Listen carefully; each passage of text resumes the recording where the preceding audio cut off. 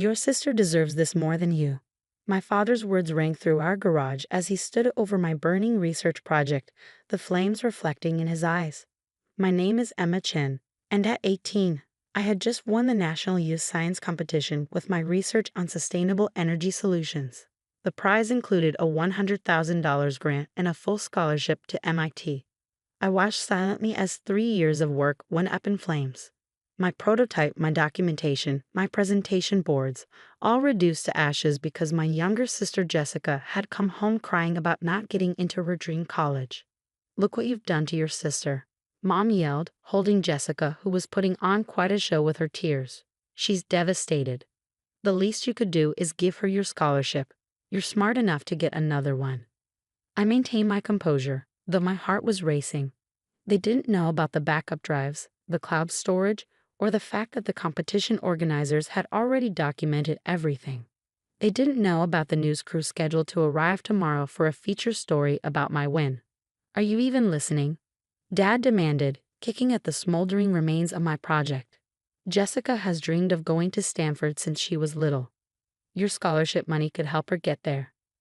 Jessica, still crying, managed to add between sobs, "You don't even care about me. You've always been so selfish with your stupid science experiments." The irony wasn't lost on me. For years, I'd worked in our garage developing my sustainable energy project while Jessica spent her time as captain of the cheerleading squad and president of the social committee. My parents attended every one of her pep rallies but never once came to a science fair. "The competition officials will be notified that you're declining the prize," Mom stated firmly, as if it was already decided. "Jessica needs this more than you do. You can always enter another competition." I finally spoke, my voice steady. "No." "What did you say?" Dad's face turned red with anger. I said no. "The prize is mine. I earned it." Mom stepped forward, her expression a mix of disappointment and contempt. "After everything we've done for you? We gave you space for your experiments, bought you supplies." "I bought my own supplies," I interrupted. "With money I earned tutoring. The same tutoring you told me to stop doing because it was taking time away from helping Jessica with her homework." "How dare you?" Dad moved toward me, but I stood my ground. "You ungrateful." "The news crew will be here tomorrow morning," I said calmly. "Channel 5 is doing a feature story on my win. They're particularly interested in my research on sustainable energy solutions." The silence that followed was deafening. Jessica's crying stopped abruptly. "What news crew?" Mom's voice had lost its edge. "The one that's going to showcase the project you just burned." I pulled out my phone and showed them the email confirmation. "They're bringing their environmental science correspondent. Apparently, my research has caught the attention of several major tech companies." Dad's face paled. "But your project is safely backed up and documented with the competition organizers." I turned to leave the garage. "I suggest you clean this up before they arrive. Burning my research probably won't look good on national television." "You wouldn't," Jessica whispered, her tears forgotten. "You wouldn't embarrass us like that." I looked at my sister, really looked at her. For years, she'd been the golden child, the one who could do no wrong. Every achievement of mine was overshadowed by her needs, her wants, her dreams. "I'm not going to lie to them," I said simply. "If they ask what happened to my project, I'll tell them the truth. If they ask about my family's support, I'll tell them the truth. The question is, what truth do you want me to tell?" As I walked away, I heard my mother burst into tears and my father start cursing under his breath. Jessica called after me, "Emma, wait. We can talk about this." But there was nothing left to talk about. Tomorrow they would learn exactly what they tried to destroy. Not just a science project, but their daughter's future. And this time, they couldn't burn the evidence. The next morning, I was up early, dressed in my competition blazer, checking my tablet one last time. The garage had been cleaned overnight, all evidence of last night's destruction carefully removed. I could hear my parents whispering frantically in the kitchen, probably trying to figure out how to control the situation. At precisely 9 a.m., the Channel 5 news van pulled into our driveway. I watched through the window as my parents' faces turned ashen. Jessica, who had been texting furiously on the couch, suddenly looked like she might be sick. "Good morning. I'm Sarah Martinez from Channel 5, the reporter greeted warmly as I opened the door. Behind her, a cameraman was already setting up equipment, And this must be the brilliant young scientist we've been hearing about. Emma Chen, I said, shaking her hand. Thank you for coming. My parents rushed forward, their faces plastered with fake smiles. We're so proud of our Emma, Mom gushed, trying to put an arm around me. I stepped away smoothly. Actually, I said I prefer to do the interview in the garage. That's where I developed my project. The color drained from my father's face. The garage might not be the best place. Nonsense, Sarah exclaimed. That's perfect, showing where the magic happened. Our viewers love seeing the real workspace of young innovators. As we moved to the garage, I pulled out my tablet. I have all my research documentation here, including videos of the development process. The reporter's eyes lit up. Wonderful. We'd love to include some of that footage. No, Jessica suddenly blurted out. Everyone turned to look at her. I mean, wouldn't it be better to focus on the future? Like, what Emma plans to do with the prize money? Sarah looked intrigued by this outburst. Actually, that's an interesting point. Emma, your sister seems very invested in your win. How has your family supported your scientific journey? This was the moment I could see my parents holding their breath. Jessica fidgeting nervously. I smiled and connected my tablet to the small projector I brought. Let me show you my journey, I said, starting the presentation. I've documented everything from day one. The images began playing on the garage wall. 3 years of progress, each development carefully dated and logged. Then came the videos, me working late into the night, the garage empty except for my presence. Clips of science fairs where I stood alone by my project while other parents proudly supported their children. The regional competition where I won without a single family member in attendance. As you can see, I continued calmly, it's been a very independent journey.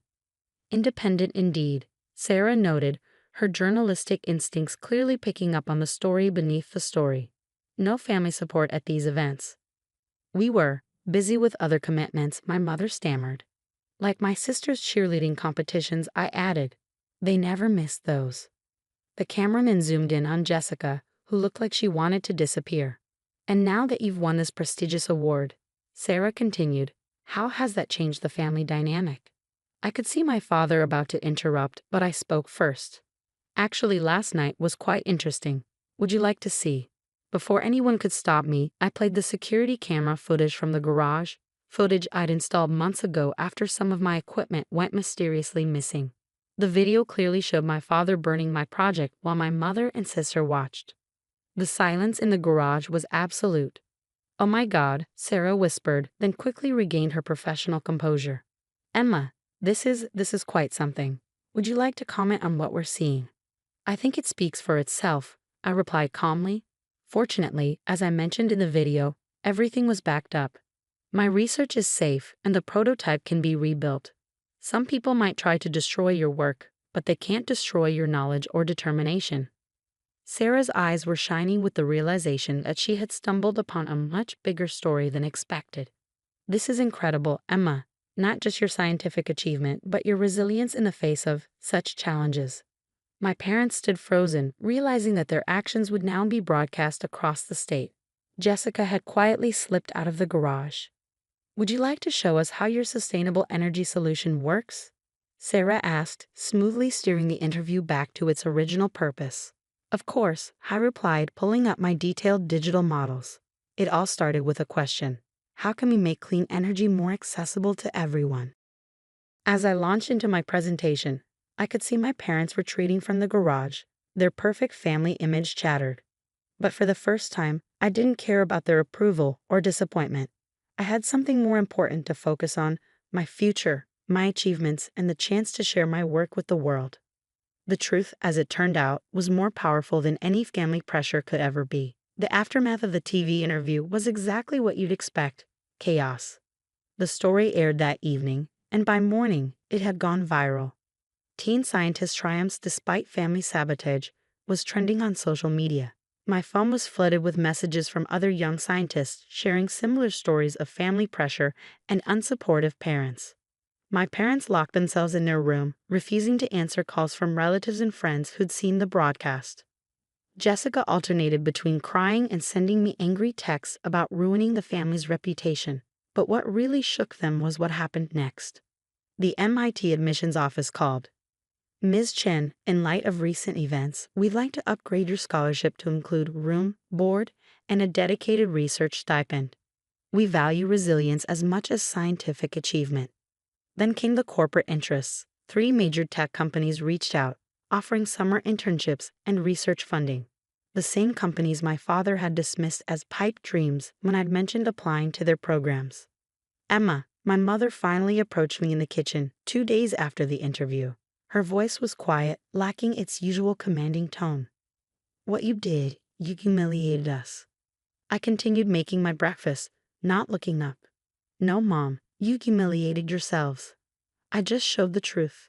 The neighbors won't even look at us. Jessica's friends' parents are calling us abusive. Your father might lose clients over this. Actions have consequences, I replied, finally meeting her eyes. Maybe now you understand how I felt watching my work burn. She sank into a chair, suddenly looking older. We just wanted what was best for Jessica. No, I corrected her. You wanted what was easiest for Jessica. There's a difference. She could have earned her own way, like I did. Instead, you taught her that she deserves things just because she wants them. The doorbell rang, interrupting our conversation. It was Dr. Rivera, my research mentor from the science competition. She'd driven 2 hours to see me. Emma, she said, hugging me tightly. I saw the interview. We all did.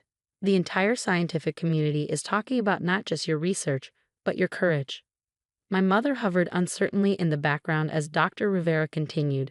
The National Science Foundation wants to feature your story in their youth outreach program. You've become a symbol for young scientists facing similar challenges. That afternoon, I received an email that changed everything. The country's leading sustainable energy corporation wanted to fast-track my research for development. They were offering full funding and a dedicated lab space, starting immediately.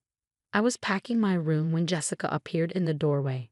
Her eyes were red from crying, but her voice was steady. You're really leaving? Yes. The company has arranged temporary housing near their research facility. She was quiet for a moment. I didn't get into Stanford. I know. Mom and Dad. They're different now. They're making me apply to community college, get a part-time job. She laughed bitterly. They've never made me work for anything before. I stopped packing and looked at my sister. Maybe that's not a bad thing. I hate you, she whispered, but there was no real venom in it. But I understand now. What they did to you. What I did to you. It wasn't fair. No, it wasn't. Will you ever forgive us? I thought about it carefully. Forgiveness isn't the point, Jessica. Growth is. Maybe this is your chance to find out who you are without them smoothing your path. The day I left, my father finally emerged from his self-imposed exile. He stood in the driveway as I loaded my car, looking lost. The company you're going to work for, he said hesitantly. They're industry leaders. Yes. And MIT, that's a full ride now. Yes. He nodded slowly. We were wrong, Emma. I was wrong. I didn't see. I didn't want to see. I know, Dad. I closed my car trunk. But sometimes the hardest lessons are the most important ones. As I drove away, I caught a last glimpse of them in my rearview mirror, my parents and Jessica standing in the driveway of the house that had never really been my home. They looked smaller somehow, diminished by the truth finally being exposed. My phone buzzed with a text from Dr. Rivera, ready to change the world. I smiled, thinking of the lab waiting for me, the research I'd continue, and the future I'd fought so hard to secure. Sometimes losing your family's support means finding your own strength. And sometimes that's exactly what you needed all along. Ready, I texted back and pointed my car toward my future, one that I built, defended, and earned, all on my own.